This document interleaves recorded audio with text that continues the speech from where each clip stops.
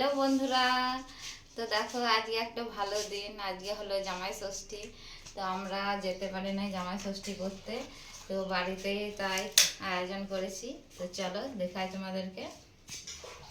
এদিকে দেখো আম কাটা আছে, এদিকে আছে লিচু, এদিকে আছে কলা, জাম নাকি মিষ্টি, দই, এদিকে মাছ, পাঁপড়, দু রকম শাক, পটল ভাজা, ডাল, চাটনি। তো এগুলো করেছি আমরা।